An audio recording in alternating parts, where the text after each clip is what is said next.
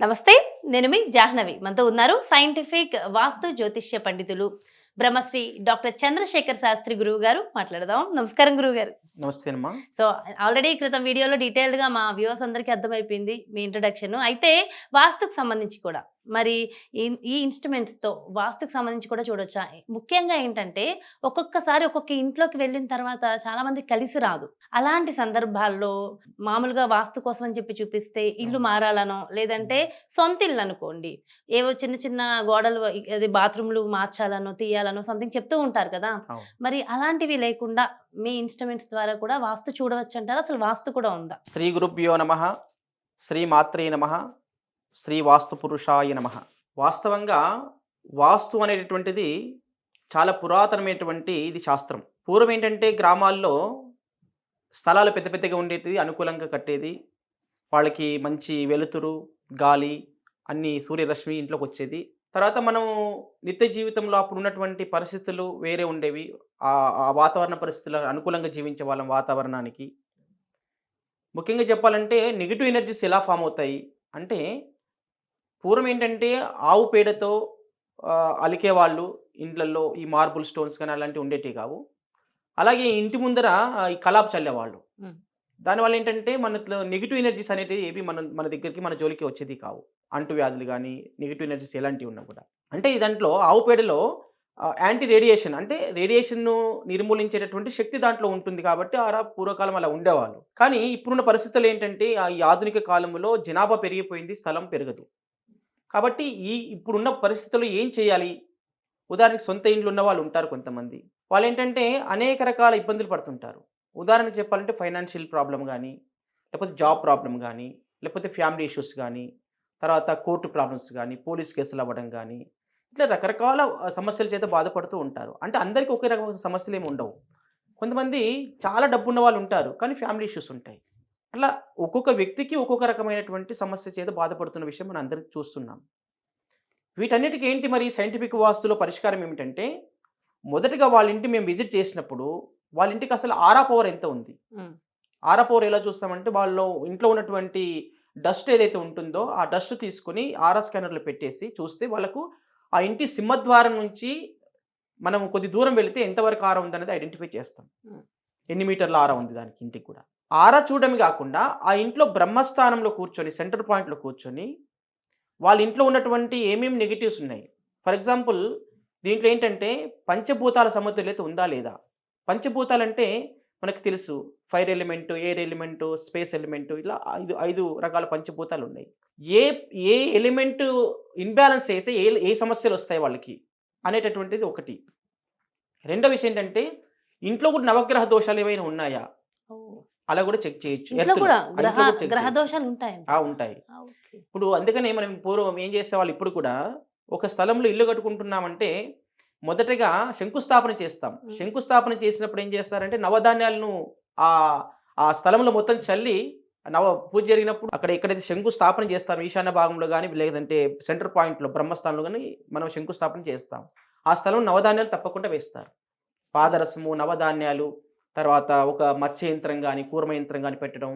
తర్వాత అలాంటియన్నీ గూడా నవధాన్యాలు నిక్షిప్తం చేస్తారు దాంట్లో. ఎందుకంటే అక్కడున్నటువంటి నవగ్రహ దోషాలు పోవడానికి. అలా చేయడం గాకుండా అక్కడ ఆ ఇంట్లోకి వెళ్ళినప్పుడు ఆ నవగ్రహ దోషాలు ఉన్నాయా? లేవా? అనేది ఐడెంటిఫై జేయడము. పంచభూతాల సమతుల్యత ఉందా? లేదా? నవగ్రహాల సమతుల్యత ఉందా? లేదా? మనకి అక్కడ ఈ యొక్క 16 జోన్స్ అని చెప్తున్నాం దీంట్లో. అంటే 16 రకాల డైరెక్షన్స్‌లో అక్కడేమన్నా డిస్టర్బెన్స్‌లున్నాయా? 16 రకాల డిస్టర్బెన్స్ ఏంటేంటి? ఉదాహరణకి ఇప్పుడు ఫస్ట్ ప్రధానమైనటువంటి దిక్కులు మనందరికి తెలుసు. ఈస్టు, సౌతు, హ్మ్. వెస్టు, నార్తు అలా గాకుండా ఉపదిక్కులు గూడా ఉన్నాయి. ఆగ్నేయం అని చెప్పేసి, నైరుతి అని చెప్పేసి, వాయువ్యం అని చెప్పేసి, ఈశాన్యం అని చెప్పేసి ఇవి ఇవి వచ్చి ఒక్కొక్క మూలను తీసుకుంటే మనం 3 డైరెక్షన్‌లో మనం ఐడెంటిఫై చేస్తాం. ఇప్పుడు ఈస్ట్ ఉంది. East south east, south east, south south east ఇలాగా. హ్మ్. వెస్ట్ ఉంది. వెస్ట్ తర్వాత south west, west north west అలాగా మొత్తం 16 డైరెక్షన్‌లో ఆ! మనం ఐడెంటిఫై చేస్తాం. అంటే ఆ డైరెక్షన్ సంబంధించినటువంటిది క్లియర్‌గా పెడతాం.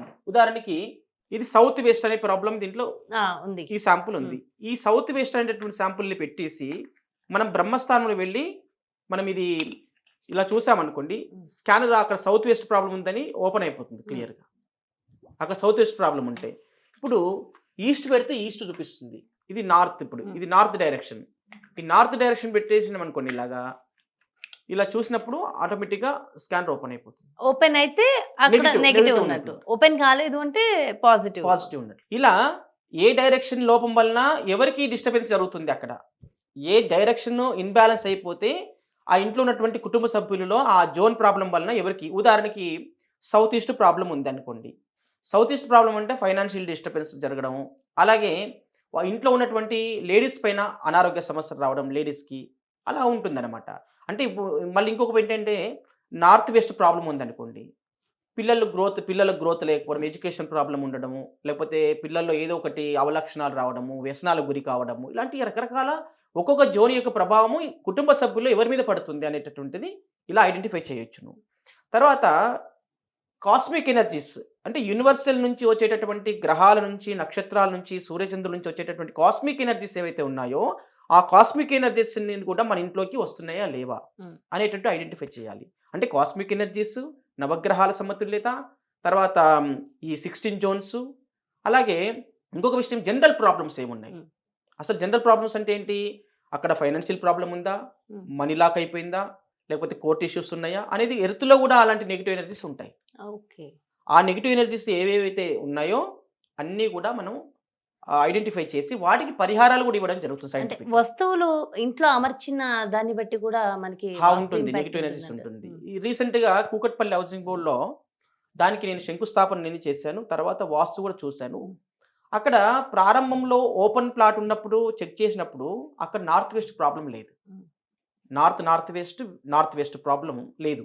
కానీ ఇప్పుడు గృహ నిర్మాణం చేసిన తర్వాత వాళ్ళు 5 ఫ్లోర్లు ఇల్లు కట్టిన తర్వాత నేను వెళ్ళి మళ్ళీ రీచెక్ చేస్తే అక్కడ వాళ్ళకి కొన్ని సమస్యలు బాధపడుతున్న ఇల్లు కట్టిన తర్వాత ఆయన మళ్ళీ నన్ను పిలిచి అడిగారు, గురుగారు ఇట్లా మరి సమస్యలు ఎక్కువైపోయినాయి, చాలా సమస్యలతో బాధపడుతున్నాం అన్నప్పుడు మళ్ళీ వెళ్ళి చెక్ చేశాను. అంటే వాళ్ళు పెట్టరాని ప్లేస్ ట్రాన్స్ఫార్మర్ పెట్టారు అక్కడ నార్త్ వెస్ట్లో. పెట్టడం వల్ల ఏమవుతుందంటే అక్కడ ఆటోమేటిక్గా నెగిటివ్ ఫామ్ అయిపోయింది. అంటే ఆ నెగిటివ్ ఆ జోన్లో ఏదైతే నెగిటివ్ ఇస్తుందో ఆ నెగిటివ్ వాళ్ళకి స్టార్ట్ అవుతుంది. సో చాలా ఇంపాక్ట్ ఉంటుంది. చాలా ఇంపాక్ట్ ఉంటుంది. అలా ఒక వస్తువు ఎక్కడ పెట్టాలో అక్కడ పెడితే అది ఓకే పాజిటివ్ ఉంటుంది. పెట్టరాని ప్లేస్లో ఆ వస్తువు పెట్టినట్లయితే అప్పుడు నెగిటివ్ అయిపోతుంది. అది మనం స్కానర్తో ఈజీగా ఐడెంటిఫై చేయొచ్చు. తర్వాత న్యాచురల్గా కూడా అక్కడ నెగిటివ్ ఎనర్జీ ఉందా లేదా, ఆ జోన్లో ప్రతి ఒక్క జోన్కి ఒక దేవత, అధిష్టాన దేవత ఉంటారు. ఉదాహరణకి తూర్పు ఇంద్రుడు, నైరుతి నిరుతి అనేటువంటి, ఇట్లా దక్షిణానికి యముడు, ఇట్లా ఉత్తరానికి కుబేరుడు, ఇట్లా స్థానాలు ఉన్నాయి. ఆ స్థానాలలో ఆ దేవత ఎనర్జీ ఇస్తుందా లేదా అనేటటువంటిది ఇక్కడ ఈజీగా ఐడెంటిఫై చేయొచ్చు. ఉదాహరణకి కుబేర స్థానం ఇన్బ్యాలెన్స్ అయింది అనుకోండి, అక్కడ దానివల్ల మనకి ఫైనాన్షియల్ ఇష్యూస్ వస్తుంటాయి. అంటే ఎలా, ఒకసారి ఒక ఎగ్జాంపుల్ ఏమని చెప్తారా? ఎగ్జాంపుల్ అంటే ఇప్పుడు అక్కడ నెగిటివ్ ఎనర్జీ లేకపోతే వాళ్ళు ఆర్థికంగా బాగున్న వాళ్ళైనా కూడా ఆ ఇంట్లోకి వచ్చిన తర్వాత డిస్టర్బ్ అవుతుంటుంది ఆర్థికంగా, ఏదో డిస్టర్బెన్స్. కుబేర స్థానంలో పెట్టకూడని వస్తువులు పెట్టకూడదు ఒకటి, అక్కడ బరువులు ఉంచొద్దు. రెండో విషయం ఏంటంటే అక్కడ ఆ దేవత ఎనర్జీ ఇస్తుందా లేదా. వాస్తు అంటే ఏంటిదంటే ఒక పరిధి ఉంటుంది కదా. ఇప్పుడు మనం ఒక బౌండరీ వేసుకుంటాం, మన స్థలం ఇది అనుకొని దాన్ని రిజిస్ట్రేషన్ చేసుకుంటున్నాము అన్నప్పుడు దానికి కంపౌండ్ వాల్ పెట్టినప్పుడు ఆ పరిధి లోపల ఆ దేవతలు ఉన్నారా లేదా అనేటువంటిది మనం ఐడెంటిఫై చేస్తాం విడివిడిగా. ఆ దేవత ఉన్నారా లేదా, ఆ బౌండరీ చేసినప్పుడు ఆటోమేటిక్గా అది ఒక వలయంలోకి మన ఆధీనంలోకి వస్తుంది. అది ఆ ఆధీనంలో ఉన్నటువంటి ఆ స్థలంలో ఉన్నటువంటి నెగిటివ్స్ ఏ ఉన్నా మన మీద ప్రభావం చూపిస్తాయి. అలాగనమాట. అలా చేసి మనం ఐడెంటిఫై చేసి అన్ని సమస్యలు కూడా పరిష్కారం కూడా తెలుపబడుతుంది. ఇప్పుడు ఫుడ్ తినడంతో హెల్త్ ఇష్యూస్ రావడం ఒక విషయం అయితే, అన్ని రకాల చక్కగా అన్ని మంచి ఫుడ్ తీసుకుంటున్నారు, బాగా ఉన్నారు అన్నప్పుడు కూడా వాళ్ళకి ఇంకా హెల్త్ ఇష్యూస్ ఉంటున్నాయి. అలాంటప్పుడు ఆర్గాన్స్ లోపం ఉంటుంది వాళ్ళ ఇంట్లో. ఉదాహరణకి ఇక్కడ మనకి 7 రకాల ఆర్గాన్స్ ఐడెంటిఫై చేయడం జరిగింది సైంటిఫిక్ వాస్తులో. దాంట్లో ఇప్పుడు రెడ్ శాప్ అని ఉంటుంది, ఆరెంజ్ శాప్ అని ఉంటుంది, ఎల్లో శాప్ అని ఉంటుంది, గ్రీన్ శాప్ అని ఉంటుంది, తర్వాత ఇండిగో శాప్, వాయిలెట్ శాప్, ఇట్లా ఉంటున్నాయి. ఉదాహరణకి ఎగ్జాంపుల్ చెప్పాలంటే ఇప్పుడు వాయిలెట్ శాప్ అనే ప్రాబ్లం మనకు ఆ ఇంట్లో నెగిటివ్ ఎనర్జీ ఉంది అనుకోండి.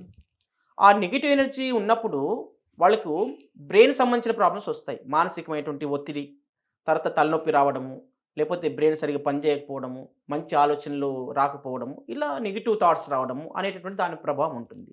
గ్రీన్ శాప్ అనే ప్రాబ్లం వాళ్ళ ఇంట్లో నెగిటివ్ ఎనర్జీ చూపించింది అనుకోండి, అది స్కిన్ మీద, లంగ్స్ మీద, హార్ట్ మీద ఎఫెక్ట్ పడుతుంది.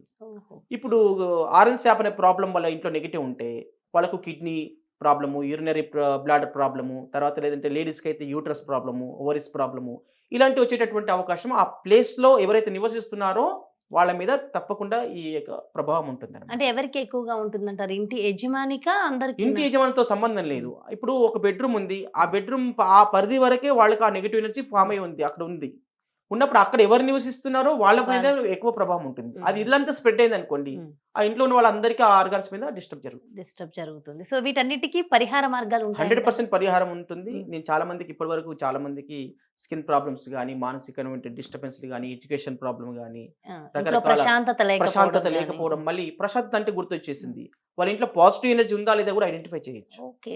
తేవడానికి కూడా ఏమైనా పరిహారం పరిహారం ఇవ్వచ్చంటారా? ఉంటుంది. ఓకే. పాజిటివ్ ఎనర్జీ ఇప్పుడు ఎంత పర్సెంట్ ఉంది? అసలు లేదా పాజిటివ్ ఎనర్జీ మొత్తానికి? హ్మ్. ఆ పాజిటివ్ ఎనర్జీ ఎట్లా క్రియేట్ చేయాలనేటటువంటి సైంటిఫిక్‌లో రకరకాల యంత్రాస్తోని మనం పెట్టి వాళ్ళకి పాజిటివ్ ఎనర్జీ ముందు ఎలా ఉంది? తర్వాత ఎలా ఉంది కూడా మనం రీచెక్ చేసి చూపిస్తాను. ఓహ్! ఇంకొక విషయం ఏంటంటే వాళ్ళు నివసించేటటువంటి ఇల్లు ఏదైతే ఉందో, గృహం ఏదైతే ఉందో, ఆ గృహం వాళ్ళకి పాజిటివ్ ఉందా? నెగెటివ్ ఉందా? అనేది కూడా ఐడెంటిఫై చేయొచ్చు. ఓకే. ఫర్ ఎగ్జాంపుల్ ఒక వ్యక్తికి ఒక ద్వారం పనిచేస్తుంది అని చెప్తారు ఇంటి యజమానికి. హ్మ్. కానీ ఒక ఇంటిలో ఒక యజమానికే ఆ ద్వారం పనిచేస్తే మిగతా వాళ్ళందరికి పని చేయకుండా సరిపోతుందా? ఆ! అందరికి బాగుండాలి గదా! అవునవును. కానీ మన దగ్గర ఏంటంటే అది ఏ ద్వారం అయినప్పటికీ ఉండొచ్చు గాక, ఆ ద్వారం వాళ్ళకు కుటుంబ సభ్యులందరూ కూడా పాజిటివ్ ఉందా? నెగెటివ్ ఉందా? అనేది ఐడెంటిఫై చేసి, ఒకవేళ కుటుంబ సభ్యుల్లో 5గురు ఉన్నారంటే ముగ్గురికి నెగెటివ్ ఉంది, ఇద్దరికి పాజిటివ్ ఉంది అన్నప్పుడు, ఆ ముగ్గురికి కూడా పాజిటివ్ చేసేటటువంటి సౌకర్యం దీంట్లో ఉంది. ఓహ్! గ్రేట్. ఆ ఇల్లు అంటే వాళ్ళకు అనుకూలంగా మారిపోతుంది. మార్చేలాగా మార్చేలాగా దానికి తగ్గట్టు చేయొచ్చు. పరిహార మార్గాలు పరిహారం ఉంటాయి. చేయొచ్చు. అద్భుతమైనటువంటి పరిహారాలు దీంట్లో ఉన్నాయి. ఓకే. చాలా మందికి వందలాది, వేలాది మంది కూడా ఈ రెమెడీ చేయించుకున్న తర్వాత మంచి రిజల్ట్స్ వచ్చిన వాళ్ళు కూడా ఫీడ్‌బ్యాక్ కూడా ఇస్తున్నారు. అంటే మీరు రెమెడీస్ అంటే ఎలా ఇస్తారు? ఒక శాంపుల్. శాంపుల్ అంటే దాంట్లో సైంటిఫిక్ రెమెడీస్ యంత్రాల చేత కొన్ని సైంటిఫిక్ ఐడెంటిఫై చేసినటువంటి క్యాప్సూల్స్ ఉంటాయి, యంత్రాలు ఉంటాయి, రాడ్స్ ఉంటాయి, ఓకే. ఆ జోన్స్‌కి రాడ్స్ ఉంటాయి. ఇట్లా రకరకాలుగా ఉంటాయి. సో అది ప్రాక్టికల్ ఎవరికి ఏది అవసరమో ఎవరికి దాన్ని ఏది బట్టి అవసరం ఉందో దాన్ని మనం అక్కడ పెడతాం. ఓకే. నిజంగా చాలా ఇంట్రెస్టింగ్‌గా ఉందండి. అవును. సో అంటే మామూలు జ్యోతిష్యం కాకుండా సైంటిఫికల్లీ ప్రూవెన్ అయినటువంటి జ్యోతిష్య అంటే ప్రకారం. ఇప్పుడు దీంట్లో ఉన్నటువంటి అడ్వాంటేజ్ ఏంటంటే, ఒక ఇల్లు సొంత ఇల్లు ఉంది. కానీ అందులో చాలా సమస్యల చేత బాధపడుతున్నారన్నప్పుడు, వాళ్ళ ఇల్లు మారకుండా వాళ్ళకు ఏ గోడలను కూడా డ్యామేజ్ చేయకుండా, డిస్టర్బ్ చేయకుండా హ్మ్. వాళ్ళకున్న నెగెటివ్ ఎనర్జీని అన్నిటి కూడా రిమూవ్ చేస్తుంది. రిమూవ్ చేయొచ్చు ఈజీగా, సులభంగా. ఈజీగా అసలు ఏ కన్‌స్ట్రక్షన్ మనం డిస్టర్బ్ చేయము. హ్మ్. వాళ్ళకున్న నెగెటివ్ ఎనర్జీస్ ఏమున్నాయో అవి ఐడెంటిఫై చేస్తాము. ఆ. చేసిన తర్వాత వాటిని రిమూవ్ కూడా చేస్తాము. అది ప్రాక్టికల్‌గా కూడా చూపిస్తాం. చూపిస్తారు. దాని ఫలితాలు కూడా అనుభవిస్తారు వాళ్ళు. అబ్బా! హ్మ్. అంత అద్భుతమైనటువంటి టెక్నాలజీ ఇదంతా. సూపర్. చెప్తుంటే చాలా ఇంట్రెస్టింగ్‌గా హ్మ్. ఉందండి. Thank you so much. చాలా వాల్యుబుల్ ఇన్ఫర్మేషన్ ఇచ్చారు. నమస్తే. మస్త్. చూసారు కదండీ! నిజంగా వింటుంటే ఇంకా ఇంట్రెస్టింగ్ ఉంది. ఇంకా చాలా క్వెషన్స్ కూడా ఉన్నాయి. సో నెక్స్ట్ వీడియోస్‌లో ఇంకా అడిగేద్దాం. సో మీకు కూడా డెఫినిట్‌గా క్వెషన్స్ వచ్చుంటాయని నేను అనుకుంటున్నా. కామెంట్స్ రూపంలో తెలియచేయండి. సో మరి బ్యూటిఫుల్ కాన్సెప్ట్‌తో మళ్ళీ మీ ముందుకు వచ్చేస్తాను. మరి ఈ సందర్భంగా డెఫినిట్‌గా ఒక్కసారి మన చంద్రశేఖర్ శాస్త్రి గారిని కలిస్తే బావుంటుంది. మీకున్నటువంటి సమస్యలు ఒకసారి చెప్పుకొని వాటికి సొల్యూషన్ కావాలి అని అనుకుంటున్నారు కదా! మరి అస్సలు ఆలస్యం చేయకండి. క్రింద డిస్‌ప్లే అవుతున్నటువంటి నంబర్స్‌కి కాల్ చేయండి. ఒకసారి అపాయింట్‌మెంట్ తీసుకోండి. సో మరి బ్యూటిఫుల్ కాన్సెప్ట్‌తో మళ్ళీ మీ ముందుకు వచ్చేస్తా. నమస్తే.